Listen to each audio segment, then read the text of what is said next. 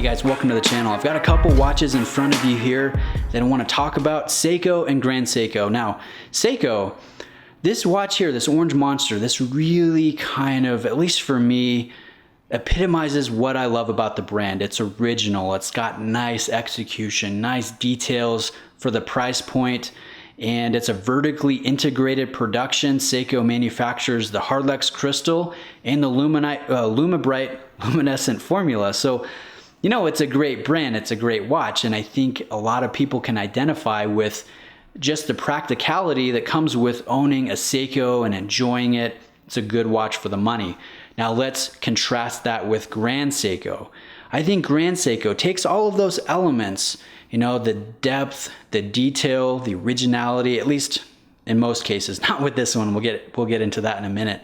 But it takes the originality, it takes, you know, the enjoyment on wrist, the value for money, and it just takes it up to the next level. It's like a Seiko but on steroids. The best way for me to describe this is it's just a work of art. It's beautiful. You see the hand finishing here, the hand polishing on the case, the Suratsu polishing, and it's out of this world.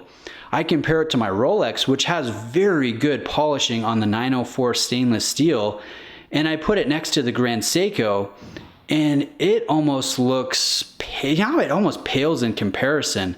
The Grand Seiko is just that next level when it comes to the pop in person and the mirror-like polishing that has no distortions or anything. It's not machine done. This is done by a master craftsman in Japan. And I think that's great. If we take a look at the dial, you'll see a very sharp and rich dial. The applied markers are faceted, and you'll see micro striations here on the top, which grab light like nobody's business, far more than if this was just a satinized finish or a high polish finish. Now look at the handset. I swear you could cut yourself on how sharp and clean these Dauphine style hands are. Look at that polished beveled edge. That is just beautiful. And it's nice and long too, which is pretty impressive when it comes to a quartz movement. These are not light, cheap stamped hands. These are dimensional and beautiful. More on the quartz movement here in a second, but take a look at the dial. You'll see a repeating 3D texture here that says 9FGS, and that of course is referencing Grand Seiko and their caliber 9F high accuracy quartz, which is what's inside this movement. So it's a thermally compensated high accuracy quartz.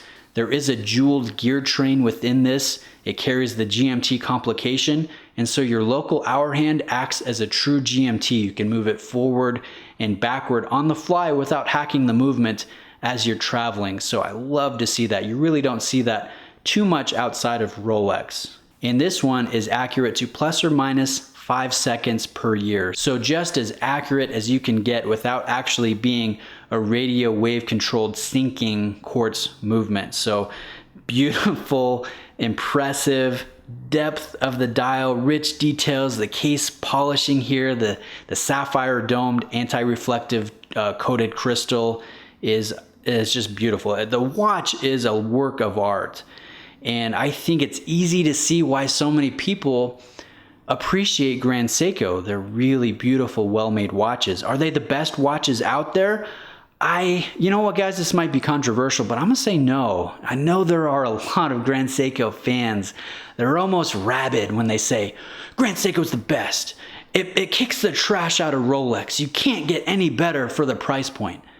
And you know, I look at that, and I'm not a Grand Seiko apologist or a Rolex apologist or anything like that. I'm a lover of watches. I can love Rolex and I can love Grand Seiko. They can coexist to me.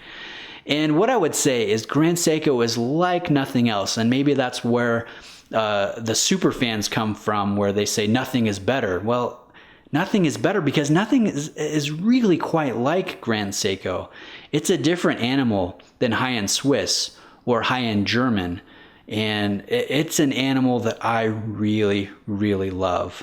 Now, I mentioned that this doesn't have the originality factor that I normally love with Grand Seiko, with their spring drive, with their high accuracy quartz, with their high beat mechanical movements.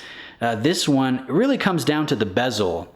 The bezel is almost a ripoff of the Explorer 2, the 16570, a watch that I used to own.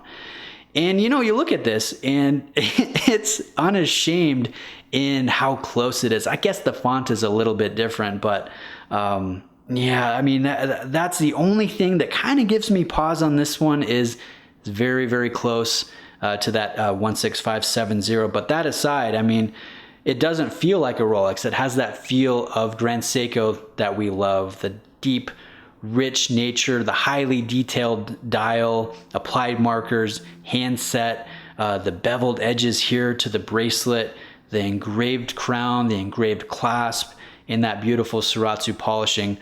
Like I said, guys, this really is next level. It's art-like, and it's always a treat to have a Grand Seiko on the channel because, you know, it's one of my favorite brands. I still like Seiko more than Grand Seiko, but Grand Seiko is always a treat. So I want to thank Homer for lending this one in so I can share it with you guys here.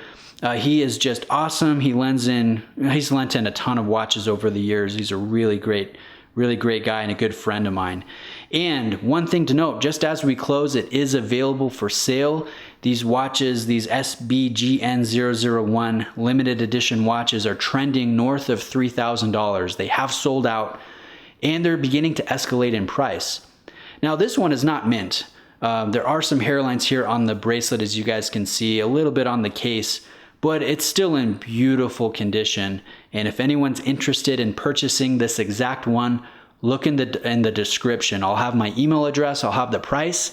If it's sold, I'm gonna mark sold. So don't reach out 6 months from now and ask if it's available. You can see in the description when it will have sold. So you guys are interested, the price is under $3,000, which I think is fair and is only going to appreciate from here on out. So reach out if you're interested. Again, thanks for taking the time to watch. I really do appreciate it, and I'll see you in the next video.